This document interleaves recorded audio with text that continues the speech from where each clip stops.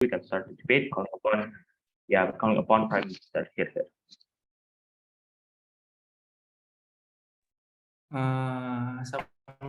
Assalamualaikum, am I audible? Your voice were cutting in my signal. Okay, tes. Assalamualaikum, am I audible? Okay, Waalaikumsalam. You're like audible now. Alhamdulillah. I don't have gender preferred pronouns.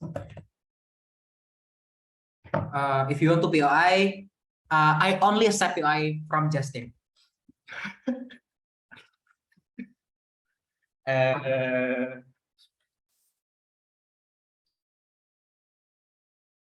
You should feel entertained. I will start my speech in 3, 2, through chat, by the way. I will start my speech in 3. Arrange my paper. Iya, cowok. Aduh, maaf guys. I will start my speech in 3, 2, 1. 3 important points of mechanization in opening government. 1, under our side, we believe that it's justified and more effective to use explosive material compensation like what's happened in current context. Not using that like what's happened in current context. We okay with eternally write the history happened in the past and let the current generation knows what actually happened to their ancestors in the past to take accountable and still even to some extent hold grudge and have skepticism towards the oppressor in the past. But second, what is the comparative? It means in that sort of people will be okay with erase and force their citizen to believe that all the accident in the past is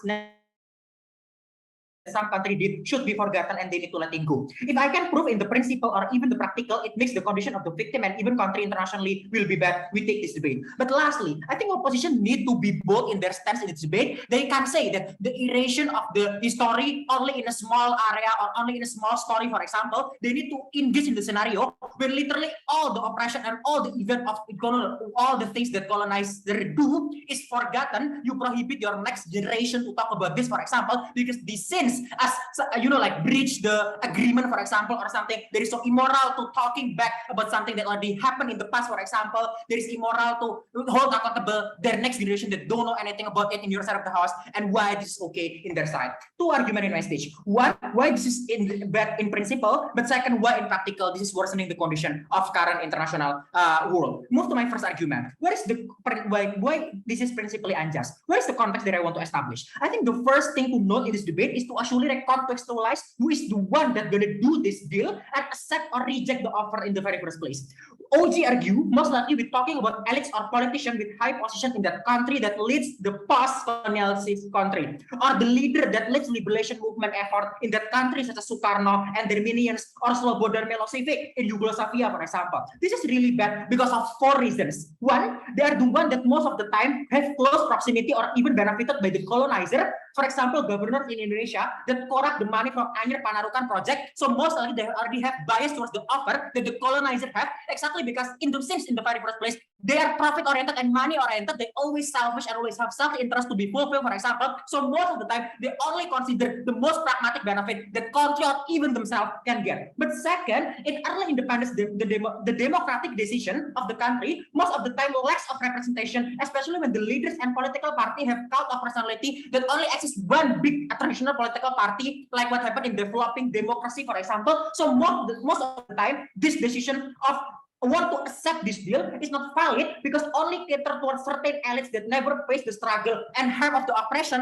exactly because they're the one that always have safety net. They're the one that never get oppressed by the colonizer because they have, like money and also, like a house, big house, or, like, I don't know, apartment, not apartment, but resident to like that not affected by wars or oppression by the colonizer, for example. So most of the time, they only accept this because they never relate to the struggle of the people on middle ground that get colonized. But thirdly, this is bad because in most cases, power asymmetry happen between colonizer and the country. So they desperately needs money as country that still newly democratic. So it will be more easy for this colonizer to manipulate the decision by said that this is for greater benefit, that the victim need to, like forgive the oppression that happened to their ancestor because they need to compromise their self-interest, for example. This is exactly the same, like narrative that most of the time developing democracy did by saying to the tribe or, like suku, for example, that they need to compromise their own interest, for example, for the greater benefit. That this is not an inherent, we prove that this is not an inherent virtue, because in your side of the house,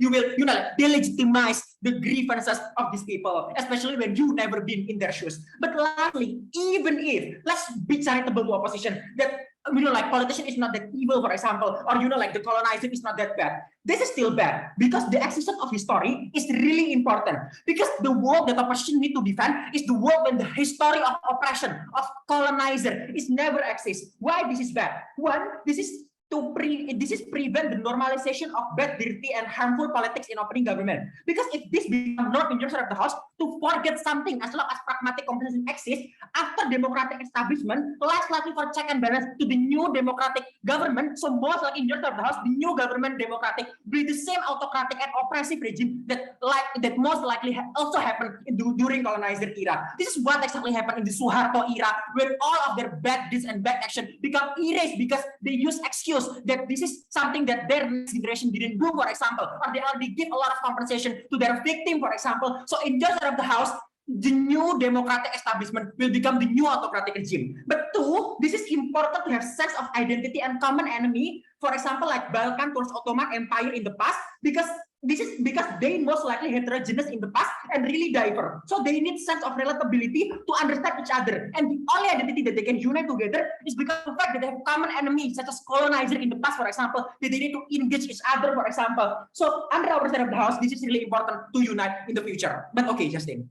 Your case sounds quite a lot like blaming the local elites instead of the proposal or the motion in question. What is your alternative in getting the betterment whatsoever?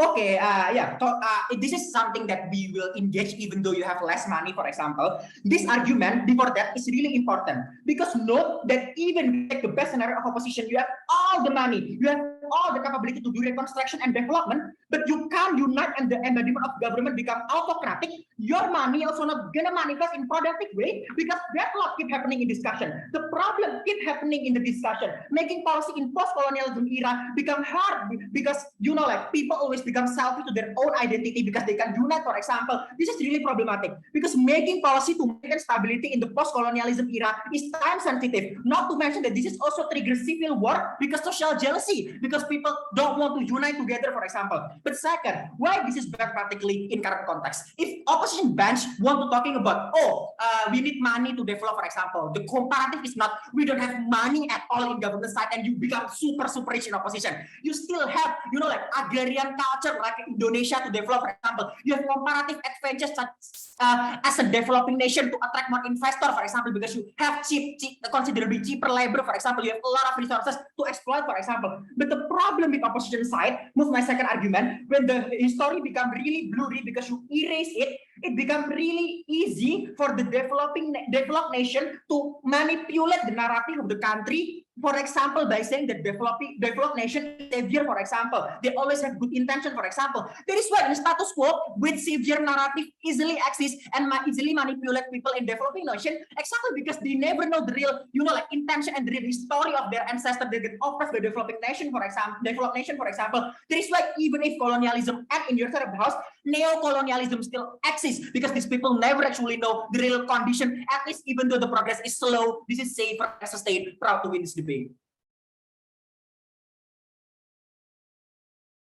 All right, thank you, Prime Minister. Let's move on to leader of opposition here.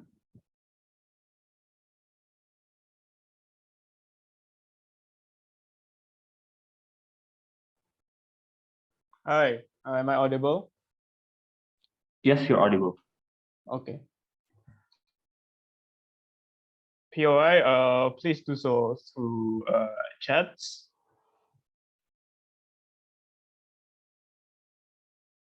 And I'm going to start my speech in 3, 2, 1.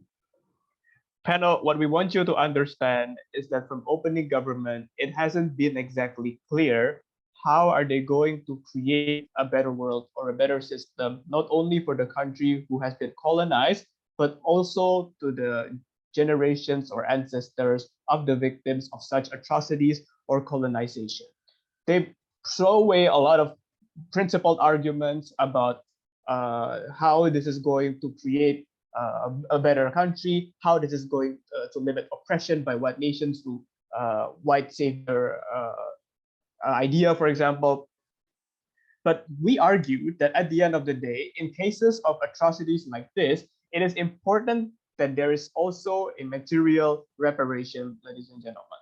What does it look like under our side of the house? Under our side of the house, the funds that are going to be distributed, these are going to be distributed either to government or organization that specializes in providing better social services or protection towards victims, or maybe organizations that will try to criticize the government or hold the government to an even better standard to prevent such atrocities from ever happening again. But moreover, I think in our side of the house, even though there will be no formal recognition from the government, but we still think that if a parent wants to pass information on to their children, this can still happen. But the difference is that there's no formal recognition from the government. So what the parents say can be treated or taken with a grain of salt. Maybe the idea doesn't have as much following, but the fact that the parents can still pass the story or the tales to the children, that means there's going to be a continuation of that story. But before moving to my argument, several points that I would like to rebut from the opening government. First of all, they argued that the ones who will accept and benefit are relatives of the colonizer. We've already clarified this in our model that this is not going to happen, how the fund is going to be used to help organizations and also government to improve development or to prevent atrocities like this from ever happening again. But moreover, ladies and gentlemen, we believe that exactly in our side of the house, when these things happen, when there is a material reparation towards the country, for example, or the government or the organization, that means there's going to be even limited fund going to the relatives of the colonizer, for example. Because at the end of the day, I think in reality, these people are going to be ostracized. These people are not going to be, celebrated in the society, because society of the abusers, of the colonizers, are aware of what they did. But obviously, there's no formal recognition whatsoever in history, but people do still know, ladies and gentlemen.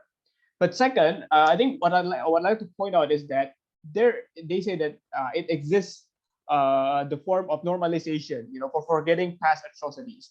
We say that first of all, past atrocities are not going to be normalized. Checks and balances will still exist. But secondly, even moreover, we say that even countries nowadays that used to be colonizers, they are more aware of their ways. They have better NGOs and social organizations to try to provide checks and balances in their system, ladies and gentlemen. So I think the idea of normalizing or forgetting past atrocities are not going to happen. And we are not exactly forgetting past atrocities. We're only trying to provide accountability without necessarily, rocking the boat or changing, creating a lot of political tension, right? But third, they also argue that we believe that if we still remember history, it will create a sense of common enemy that's going to bind the countries together. First of all, that doesn't always work, right? Even if Indonesia and Malaysia were colonized by the Britain, we still hate Malaysians sometimes. I'm not saying all the time, but there is animosity between some part of the region between two countries. So it doesn't always necessarily work, right? There's always animosity between countries, regardless of the reasoning, right?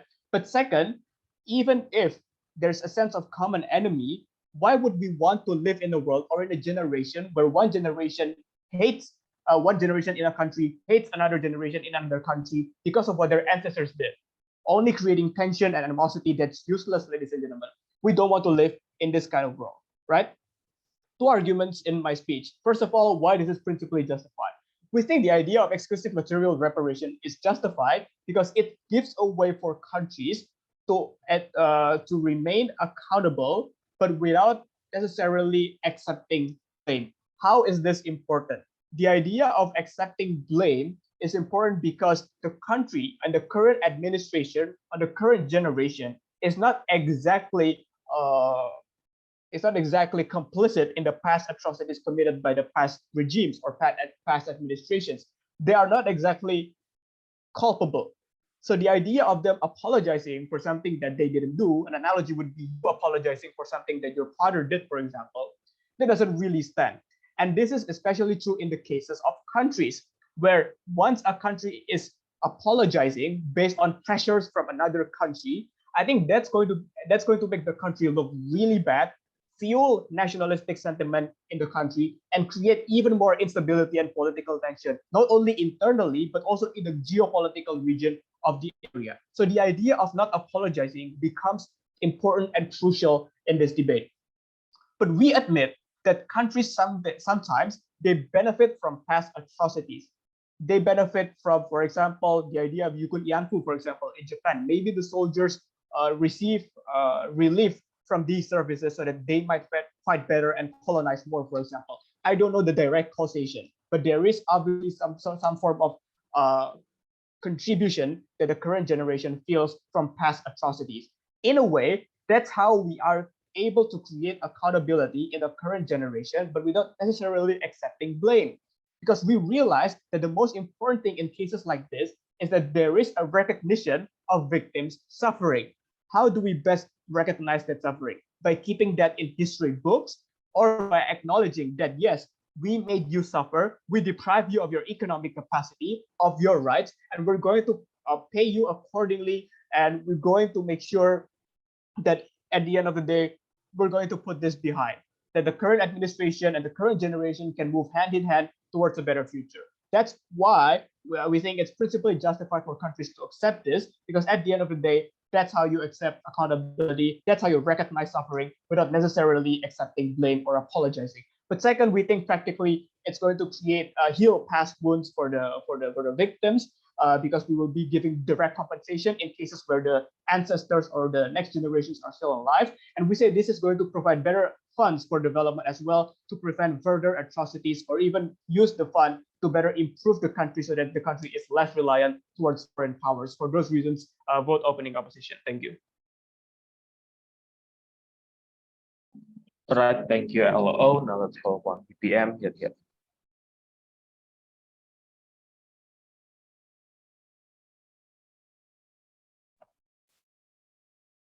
Assalamualaikum, am I audible?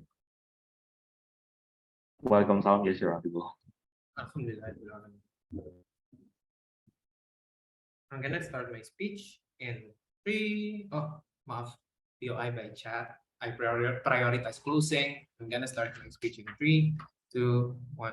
Few issues in my speech. Firstly, let's deal with opening opposition half stand, right? Because they say that they will not forget in their side of the house because it will be told by the parents and so on and so forth. There are 3 responses to this. One, the moment they say that, they notice the benefit of recognizing the history and the atrocities happened to these individuals. Secondly, but even if you can't do the opening opposition mechanism, means that it will be invalidated by the states. The structural reason to this is because the moment for example, perpetrator pay to the states, they do make an agreement, they do make a deal as to you have to be a partner of us. This is why the moment people are saying this like mouth to mouth, the state will consider this as a hoax. What does that mean? One, the magnitude of the message will reduce significantly in opening opposition, but not only that, the victims will constantly feel invalidated by the states, and their trauma will be more exacerbated in the opening opposition. And we believe that this is evil. The moment states has failed to provide closure for these individuals and exacerbates that and push the trauma even more. But thirdly, we believe that this is a backlash, right? Because opening opposition trying to say that the current generation is not culpable to the harm of the past, but at the same time they say they want to recognize for example, the harm that happens like mouth to mouth, by the way. This backlash could not coexist because that analysis requires you to say that these people are culpable. There are 3 structural reasons as to why these people are culpable. Like even if these people are not culpable in status quo, we believe that it's fine. One, we will happily add nuance to the history that says that, for example, this happens in the past and whatnot. Secondly, the fact that these countries are paying these countries to erase the history means that they intentionally want to free themselves from guilt. Want people to forcibly forget the history, for example, means that they are guilty. The current generation who are trying to pay and bribe the countries to forget the history is evil, even the current generation. But thirdly, if they are not culpable, these are the beneficiary of the colonialism and therefore need to be held accountable. These three reasons prove that pause. Two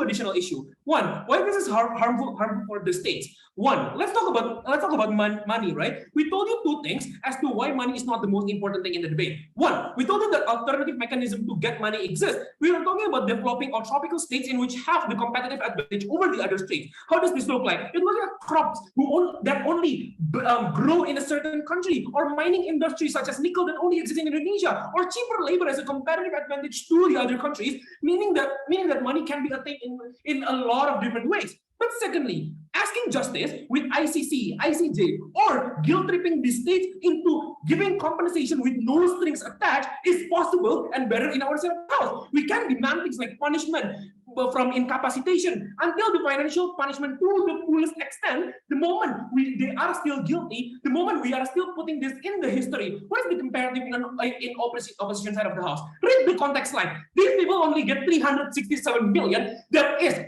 $500 billion rupiah for 1,000 trillion GDP in Indonesia. This is a very small amount of money that cannot compensate the harm and trauma of the 200 million individuals in Indonesia, for example. That means the more exactly money is better in our side of the house because now we have the leverage to guilt trip these countries. We have the ability to unite people to all together guilt trip Japan to do more investment, to do more compensation, and even punish even more. Therefore, if you want money, vote for OG.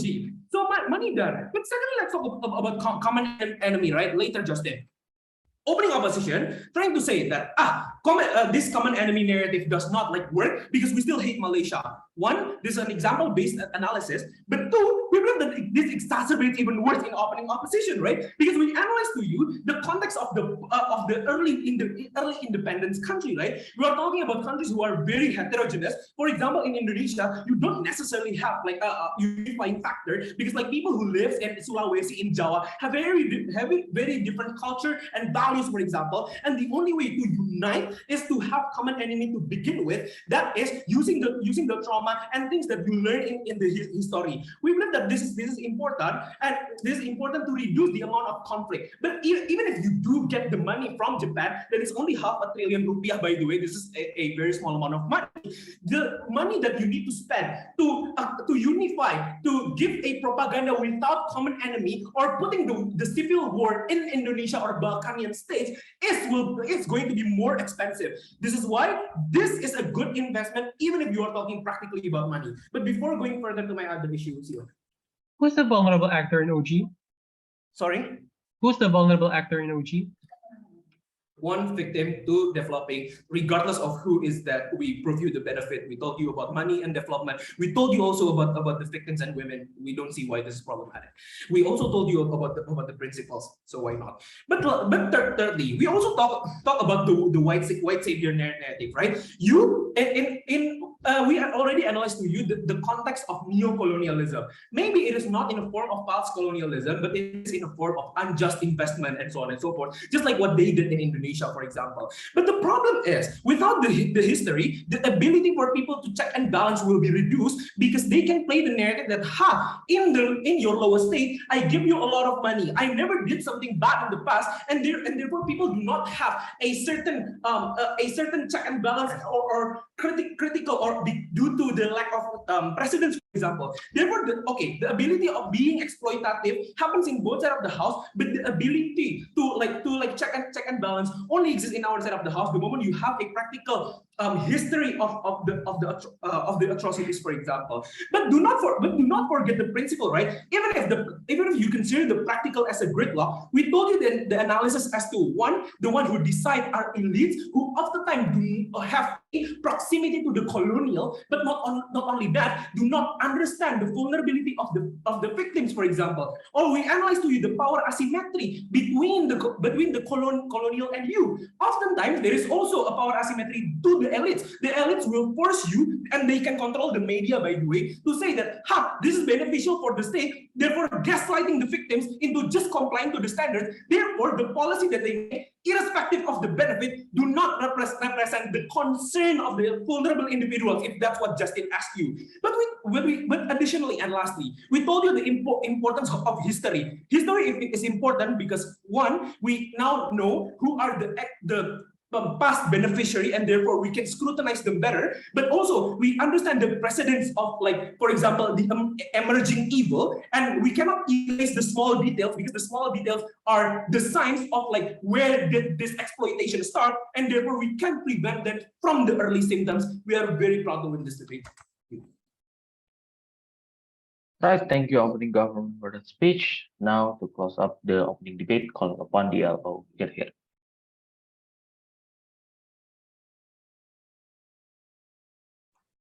Hi. My name is Sinsky. Preferred pronoun is she or her. I will also time myself. 1 second.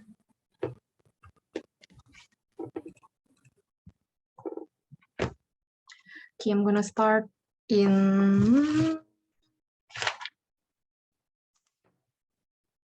3, 2, 1. All right, before I deliver my points of rebuttals, 2 points, by the way, and 3 points of extensions, I'm going to bring one direct comparison and also clarification first about, I think, the hot topic of this debate, which is how much is the degree of culpability of both stakeholders here, right? Number one is, of course, the oppressor. Number two is the oppressed. So let's talk about this for a while. So let's talk about the children, about these both ancestors, and also, both are the oppressed and oppressed, right? Because we do agree that these children or grandchildren of these perpetrators are the one who are currently living the present time. Firstly, but the children of oppressor, right? I believe that, like what Nicholas had told you in details, children didn't even have a say into the actions of their own ancestors, right? I don't think the daughter of those German soldiers, for example, told somehow the souls of their ancestor to do that, right? I believe that means, by extension, also the children cannot be held accountable for the actions of their parents, for example, in like status quo. Compare this to, for example, ironically, the children or the grandchildren of the oppressed, meanwhile, will to some extent suffer the harm of the past actions, which, for example, because of the lack of access to jobs, for example, of their parents in the past, they are also suffering from poverty. That's why they are deprived of access to opportunities, for example, which proves to you that the most vulnerable actor here is the one that we can provide the most tangible reparation in the form of the side of opposition right here. Because in our side, at least we can prove to you how tangible reparations, and not focusing on the blame and instead focusing on how we can prepare for all stakeholders in the future, will eventually benefit more of everyone who's currently living in the present time, right? But before I move on to my extensions, I would like to bring 2 points of rebuttals. Number one, I would like to highlight one more time that Oji's logic that citizens of a country can somehow unite together because they have a common enemy has been rebutted by my LO Nicholas. But also, not only that, right, I would like to point out how they never explain to you why this is a sustainable model, because I believe that when something is based on hatred, I don't think it's going to be a sustainable model, because I believe that means in order for you to unite even stronger, you're waiting for another atrocious occurrence to happen, right? Because your unity is contingent on a common enemy. What if you don't have a common enemy anymore for those countries? I don't think they can prove that. But also on our side, at least, right, when you are when you base it on a healed people, when people are initially healed under our side of the house because of this material reparation, I think they'll be for a stronger society, and unity can only happen in a stronger society. I'll prove to you in my third extension later. Second point of rebuttal about how they also they also believe that compensation can also happen under their side of the house. They can get like apology, the money, because the money is too small. So they want to have everything. Panel realize that this is something that's very unfair coming from the government side of the house, because they want to take all pieces of the cake, right? I don't think you can claim everything. You cannot have like apology and then at the same time you have everything like recorded in your history. I think that's a very realistic coming from the government, because they do not provide to you explanation why those past oppressors would have the incentive to do so if they don't have anything in return, right? No, Reinhard, thank you.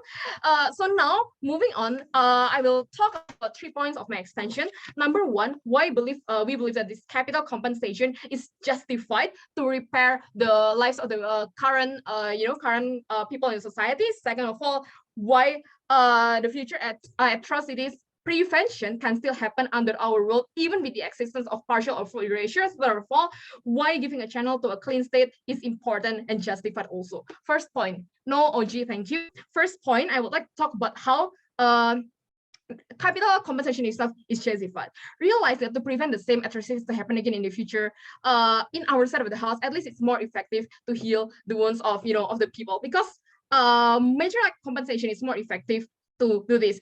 I realize that it's not a small amount of money. I realize that OG has tried to paint the picture to you that the money doesn't even matter, but realize it's billions of USD, ladies and gentlemen. One of the examples that I give is such as Japan, but it doesn't encompass the amount of this money.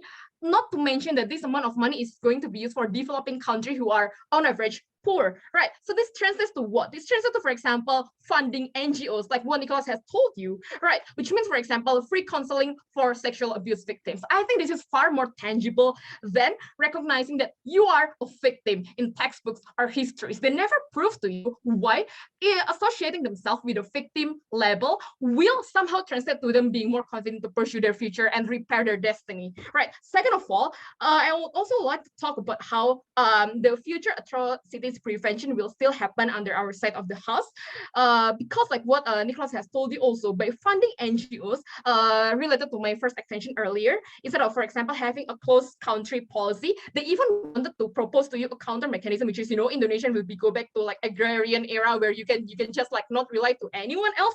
I think that's highly unrealistic coming from opening government, ladies and gentlemen, because I believe that at least under our status quo right now, we take a look at how we are already being progressive with more internet technology development. People are changing towards a more progressive society. Check and balances already exist in our status quo right now, and that's why I believe that it can simply dismiss the existence of all of this, right? Which brings me to last point of extension. But before 6, I will take one from hello. We say that the next generation is also beneficiary of the past oppression. The fact that Japan being developed nation is because they exploit and colonize another country in the past. The harm is also irreversible because right now developing nation have lower starting point and modern competition is because disfranchisement of colonialism. Thanks, I get your point. Yeah, so but like what I mentioned before, ladies and gentlemen, let me ask you a question. If you are born rich, is that the fault of the children? I don't say so, right? Same like how I said, if you are the children of the poor, oppressed victims, that's also not your fault. But that's why we should focus on how to repair the destiny, right? Which is why I believe in taking from the rich, taking all this capital in huge money and using it to repair the future of the oppressed, right? This leads me to my last point of extension. Why giving a channel to have a clean slate is important, and most importantly, again, is justified. Realize that it is unfair to really expect the children of these past oppressed people to always have the victim mentality, to always place themselves as second-class citizen, that you are a victim. You will no longer be more important than your oppressed or more smart or whatever, right? We want to change the dynamic of this relationship. We want to have to tell these people that, you know what, you may have been wrong in the past, but here you go. It is a starting point. It's something for you to change the narrative of your future, so that finally, when you are healed, when you get all these compensations, you are equal with them. They are not your oppressor. They are actually some like other countries that you can have bilateral relationships or business relationship with. For all these reasons, I'm very proud to oppose. Thank you.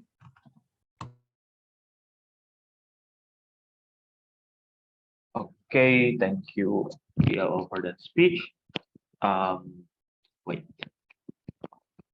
To start the closing debate, we call upon closing government and for government here. I'll wait a few seconds. I will set up my own timer as well. And also POI is in chat. Orcom, CG. Yeah, I'm here. Can you hear? Not like CG is not consent. So could you please turn off the closing opposition? All right, thank you, Orcom. Starting with the member of opposition here.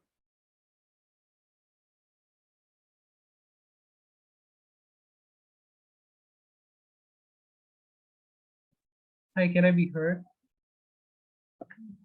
Yes, you are. audible. Great. Okay.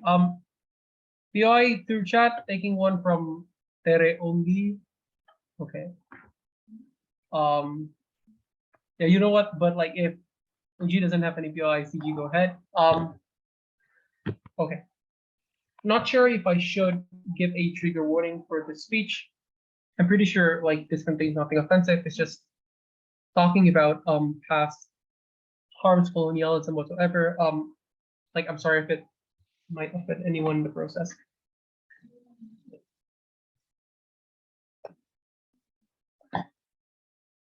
Okay.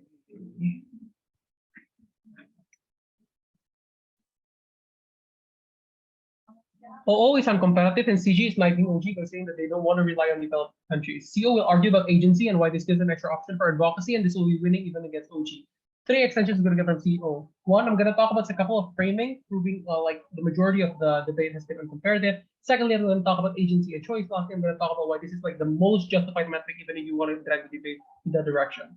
On framing, right? 4 points here. Firstly, I think the only burden to prove by opposition is that this is one of the justified methods. So yeah, the reason why my POI to Tere was important is because this trapped Tere and Reinhardt to discuss about other alternatives. Frankly, fuck other alternatives, competitive advantage or whatever. That's not our burden. Insofar as the motion is placed as such, CO only burden is to answer why the specific alternative of EMC is justified as an additional choice they do have, not necessarily explaining why others might or might not be justified. Secondly, this is going to be by choice and we maximize agency. Insofar as the motion is placed as such, in no way the government can assert this will be coercive or this will be the only option without explaining why it will be such. We'll kill this more in the second extension, but like just to prevent like I don't know, any POI or any extension from opposing government arguing why this is going to be coercive and like exploitative. 3, on stance. We agree that all have the best positive case in the world with the stance of all parents can individually teach children about history.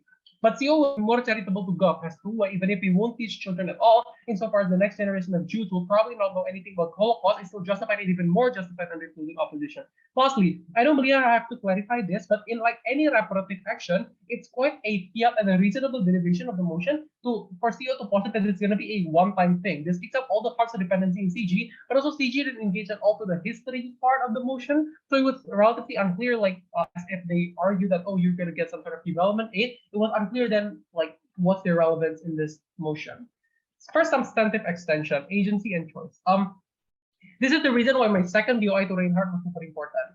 Like when I asked who's the vulnerable actor, they said, oh, it's victim and developing states. Surely, if CO can play in this scenario and prove why it's justified for victims and developing states to give them agency and choice, we win. Why do we win? 2 reasons. One, this will be an extra choice. Surely we do consider agency as important insofar as people have symmetry of information, and we think it's justified to provide more options for developing countries as how they want to continue their advocacy, as how they want to pursue, like in their own definition of justice. I don't think there should be someone with a higher moral high ground or higher authority to determine, oh, the way you earn justice is by guilt tripping this other country, or the way you earn justice to do comparative advantage, whatever. I think what happens then, given that every state's preferences are quite different, it's important to give them agency or to give them the widest range of choice possible in order for them to choose which way do they want their advocacy to materialize, in which way or in which like method, for example, they want to receive their reparation.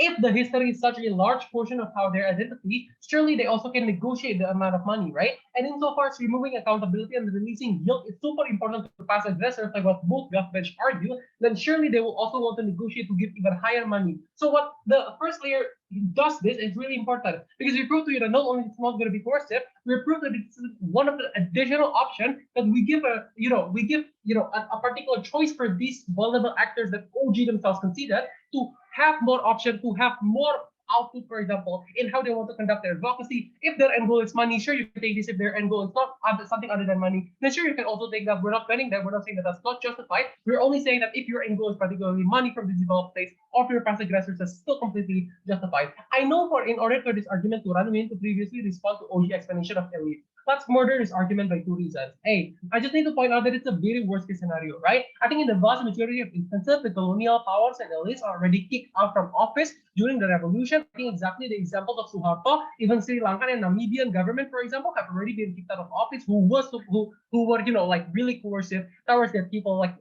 Papua democracy or whatever. But B, notice that in 2022, the vast majority of the world is democratized. It's really unclear why elites would dominate the entire discourse while sacrificing their entire legitimacy to the large population who struggled in a particular trauma in the past. If they do accept the deal, and if this is an official mechanism recognized by the ICC or the UN or UNCHR, we posit that it brings more exposure, that the decision needs to be legitimized using things like referendum, because surely before you remove everything from the history, for example, sure you also need to inform a lot of people from things like referendum, right? On the comparative, this is not legitimized.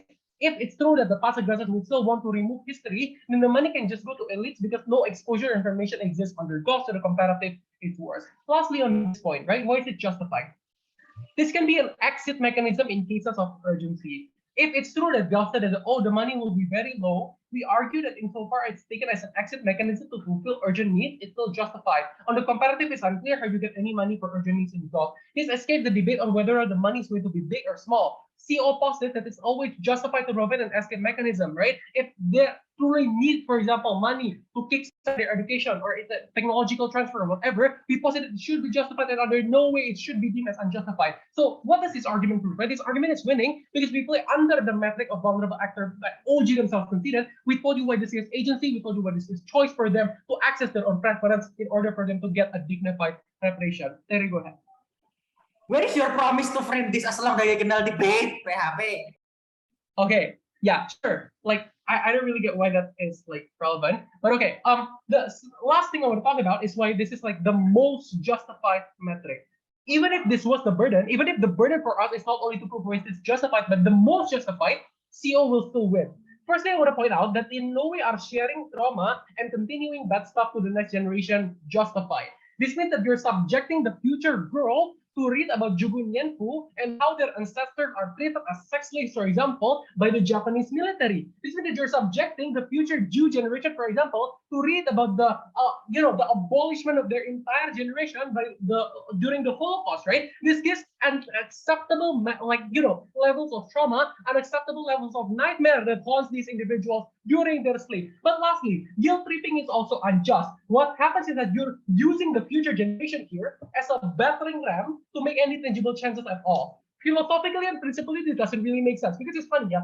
Apparently, you utilize your next generation to fight for any changes, to fight for a result for the past generation who is no longer alive to enjoy the benefit. No, okay, that sentence might be complicated, but my point here is that even if that is justified, that even if like to some extent you want to use the future generation to also fight for the like reparation or whatever that I think God never even mechanized, we posit that I think at least under our side of the house we provide an alternative, like we told you that it's probably not justified, right, to make this next generation only as a battering ram for you to get any betterment. Under our side of the house, this is winning compared to all because we analyze the principal basis to prove why government's alternatives are unjust, even engaging to your debate spectrum. What has CO proven to you? First of all, we proved that it is a justified, one of the justified methods because we give agency, and insofar as the preferences are subjective, we win. But secondly, we also told you this is the most justified because other alternatives are unjustified or not beneficial. Never prouder of this.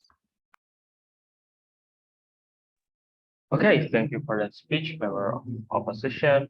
To close the government bench, calling upon government whip, or call. Hello, I'm audible. Yes, you already go. Okay. If anyone wants to POI, please do so through the chat. Gonna be taking one from OG.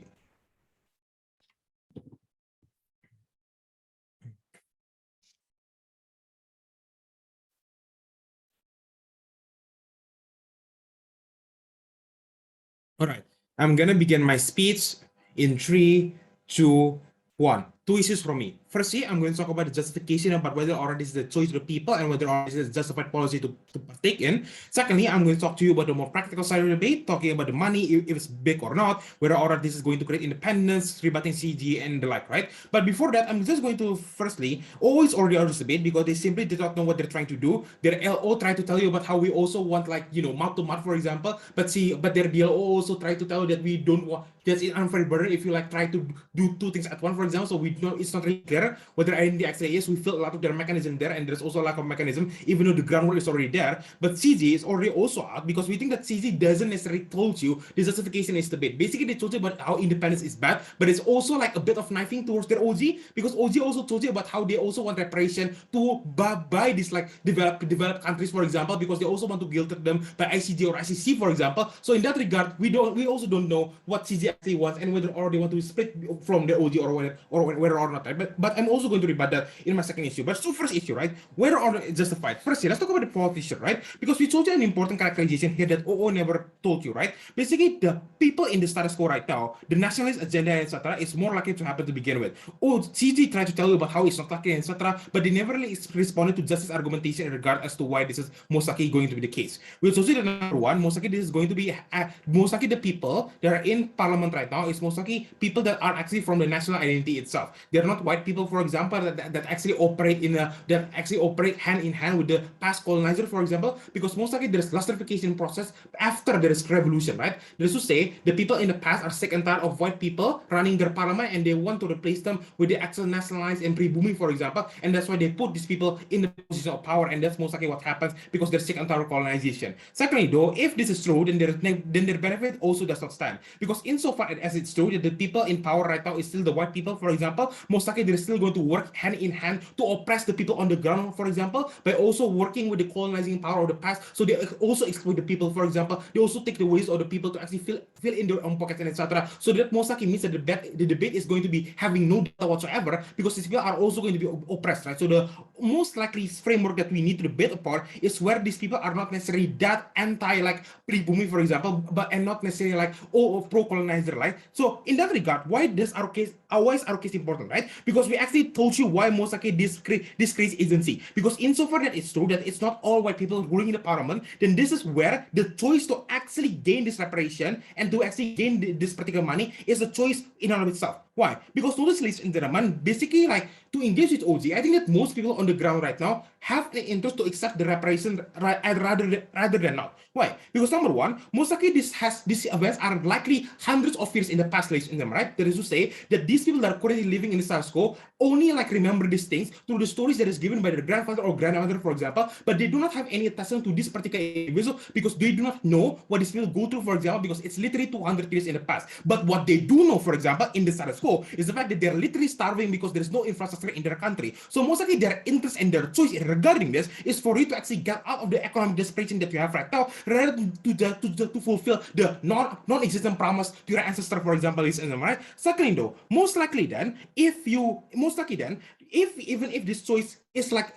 is born out of like economic desperation, like OG said, ladies and gentlemen, I don't think that's necessarily bad. Why? Because this is totally important argumentation. Because insofar as your current situation right now is that bad to begin with, the fact that these people have a choice to either take this deal or not take this deal, for example, means that they already have a choice in that regard to begin with. The fact that they did take the choice means that most likely based on the characterization that I've proven to you before, but how these people don't really care about the past history, but only care about what's happening right now in regard to their children, for example, means that they have a choice to actually opt into this policy by their own free will. If they have anger, for example, ladies and gentlemen, then most likely they still have a choice under our side of the house to not accept this deal, but what we're telling you is the choice in and of itself to take this deal is already a choice for you to choose between the anger of the past or for you to look into the future, for example, am I right? So, but why is it then this choice is very important? Because in absence of this choice, ladies and gentlemen, what you're going to sacrifice is exactly the people that did not consent to actually be born in this situation to begin with. What Justin told you, and this is a really important point, by the way, is the fact that if you do not take this choice, ladies and gentlemen, or this choice do not exist, then you're literally going to sacrifice the people that are currently existing in the status quo, the children, for example, that did not consent to be born based on the birth lottery, right? This actually contains two moral fallacies and moral harm, which OO did not explain, by the way, even though they brought a little bit about children. Number one, you actually can't actually gain them necessities, for example, like health and etc., because you necessarily cannot feed them and they do not have any like medication and etc. So their right to life is going to be necessarily hampered under your side of the house. But B, even if they still have like medication or like basic necessities, their dignified life and the fact that they have no choice at all, because necessarily they do not have education, for example,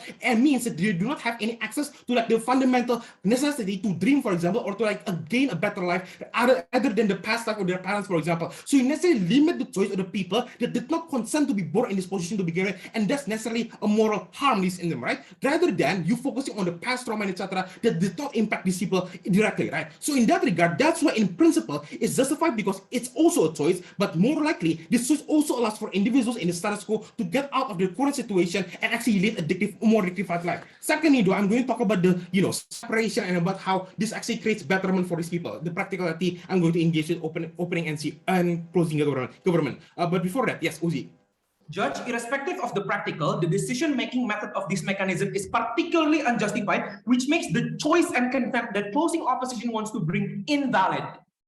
Look, if you want to base your choice on the fact that these people are angry, for example, ladies and gentlemen, then we would say there is also an unjustified choice and there is an absence of agency. Why? Because insofar as people make this choice on the anger towards the colonizer, they are also blinded to the fact that their choices will also impact the children of the future, for example, and also impact the future generation of this particular people. So because you're also blinded by emotional, for example, and you're not logically thinking about the precedents and you're not thinking about the future and the practical impact that it has, your agency and your choice can also be said to be non-existent under their side of the house. But when this choice actually exists, it creates a justification for these people to actually, create better for the children, etc., which is already a net benefit to begin with. So, with the practical then, they said the money is so little. No, the reason the money is not little, because so the 367 million yen, for example, that is given to the Jugun Ianfu is not necessarily for all Indonesia, but for that specific group alone. That means that one specific group literally got that much money, for example, right? So in that regard, if we want to do it for the entire nation, most likely it's going to literally billions upon billions of yen or dollars, for example, right? So this actually can kickstart the economy and etc., right? But secondly, though, most likely then this can actually create betterment, because notice that the entire benefit about like trade and etc. can only happen when you actually have an economy. If you don't have an economy, most likely you're going to be exploited, etc.